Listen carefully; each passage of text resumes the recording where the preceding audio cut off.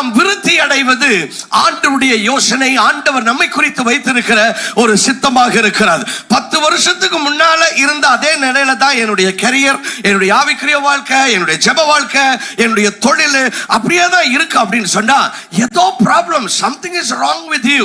தொழில்ல பிரச்சனை நினைக்காதீங்க, தொழில் அதிபராகிய உங்களுடைய வாழ்க்கையில தான் பிரச்சனை. ஆமென். ஏன்னா நம்முடைய ஆண்டவர் அவர் விருத்தியின் தேவன், அவர் விசாலத்தின் தேவனாக இருக்கிறார். Our God is a God of increase. ஆண்டவர் பைபிள்ல சொல்லுகிறார், சங்கீதம் 115:14 சொல்லுகிறது, May the Lord give you increase. தமிழ்ல கர்த்தர் உங்களையும் உங்கள் பிள்ளைகளையும், உங்களை மட்டும் இல்ல உங்க பிள்ளைகளையும் வர்த்திக்க பண்ணுவார்னு இருக்கு.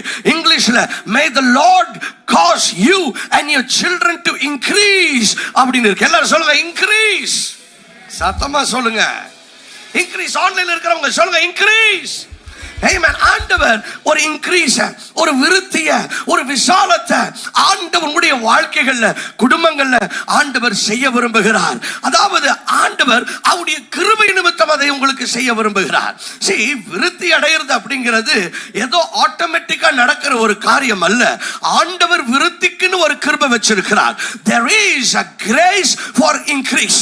அப்போஸ்தலனாகிய பவுல் சொல்லும் பொழுது அவர் ஊழியத்தை பத்தி பேசுறாரு.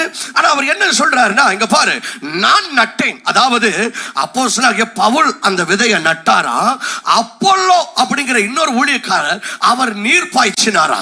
ஆனா அவர் சொல்றாரு தேவன் விளைய செய்கிறார். இங்கிலீஷ்ல எப்படி இருக்குன்னா, 1 Corinthians chapter 3 and verse 6, I planted, Apollos watered, but God gave the increase. You see, he's telling it is God who gives the increase. அதாவது நீங்க நடலாம், தண்ணிய பாய்ச்சலாம், இது உங்களோட பார்ட்டிசிபேஷன், இது உங்களோட கான்ட்ரிபியூஷன். ஆனா ஆண்டவர் வந்துட்டு நீங்க என்னதான் நட்டாலும், அதாவது நம்முடைய கான்ட்ரிபியூஷன் ரொம்ப முக்கியம், அதை பண்ணாம இருக்க கூடாது. ஆனா ஆண்டவர் சொல்றாரு, நீ என்னதான் நட்டாலும், நீ என்னதான் நீர் பாய்ச்சினாலும் இன்கிரீஸ விளைய பண்ணுகிறவர், இன்கிரீஸ கொடுக்கிறது நான் தான் அப்படின்னு ஆண்டவர் சொல்லுகிறார். ஹalleluya. பாரு, நீ விதைச்சிட்ட, நீ இந்த ஊழியத்துக்காக இவ்வளவு பிரயாசம் எடுத்திருக்கிற, உன் கரியருக்காக இவ்வளவு பிரயாசம் எடுத்திருக்கிற, உன் தொழில்ல நீ இவ்வளவு பிரயாசங்கள் எடுத்திருக்கிற, அது உன் கான்ட்ரிபியூஷன். இப்ப என்னோட கான்ட்ரிபியூஷன் எடுத்துக்கோ அப்படிங்கிறாரு. அவருடைய கான்ட்ரிபியூஷன் என்ன அப்படின்னு சொன்னா, அந்த விருத்திக்கான கிருபை. There is a grace for increase that God wants to release over his children today. ஆண்டவர் இந்த நாளிலே அந்த விருத்திக்கான கிருபையை நம்ம மேலே கட்டவிழ்த்துக் கொண்டிருக்கிறார், நம்முடைய சபையின் மேலே கட்டவிழ்க்கிறார். In the name of Jesus, may you increase from where you are right now. Bible முழுசும் இதை ஆண்டவர் தம்முடைய பிள்ளைகளுடைய வாழ்வுகளில் பண்ணதை பார்க்கிறோம்.